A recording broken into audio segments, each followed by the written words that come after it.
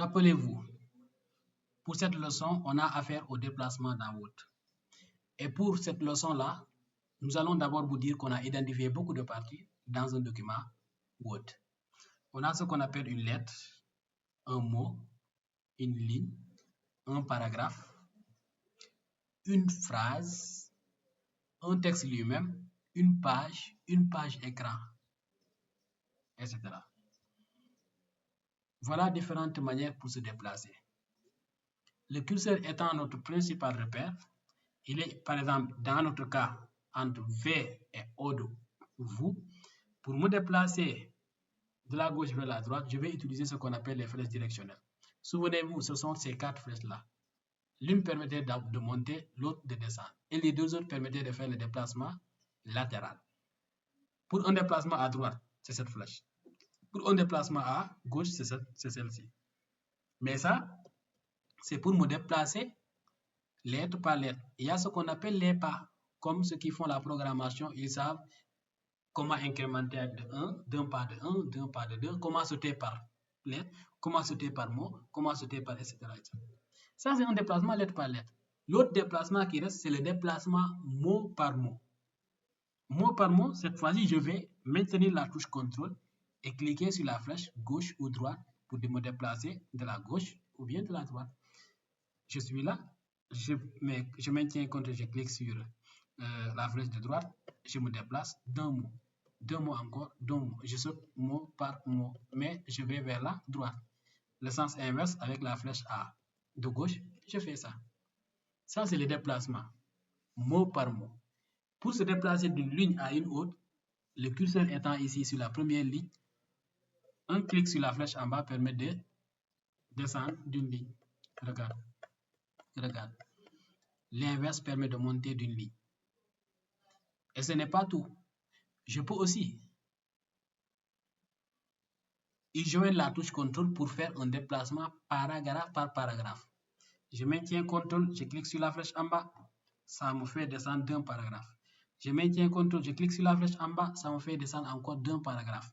Je répète une troisième fois, CTRL plus flèche en bas, je défile encore d'un paragraphe vers le bas.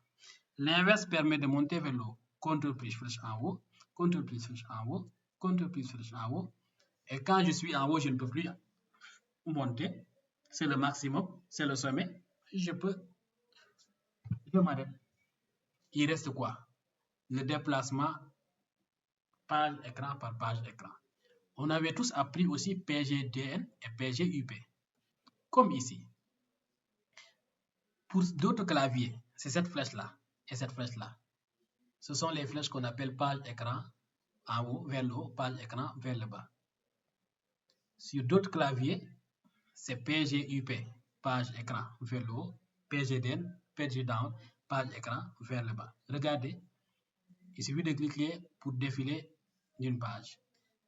Quand je clique, tout va partir en haut jusqu'à faire apparaître cette ligne-là. Vous rencontrez. Regarde la ligne prochaine, c'est vous concentrer. Je clique sur PGDN, regarde, vous concentrez. Ici, ça va vous donner titre changement. Regarde, je clique sur PGDN, titre changement.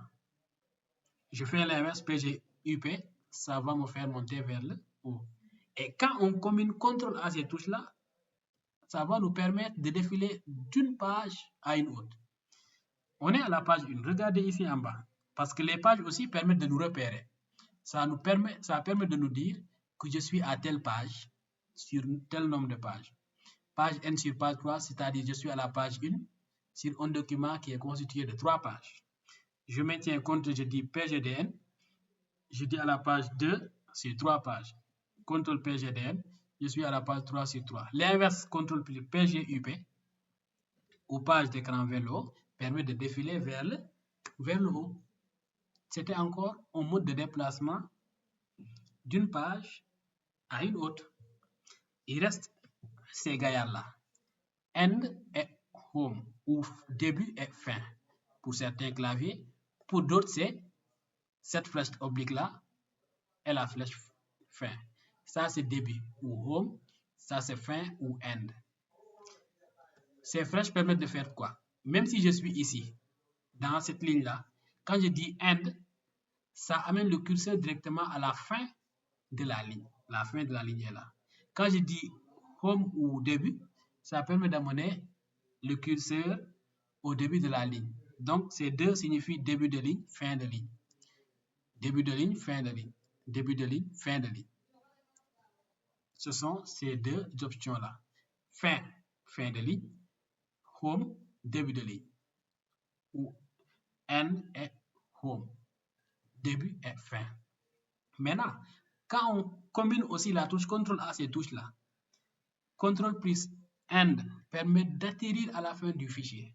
Même si vous avez un document de 1000 pages, CTRL plus end ou fin vous amène directement à la fin du document.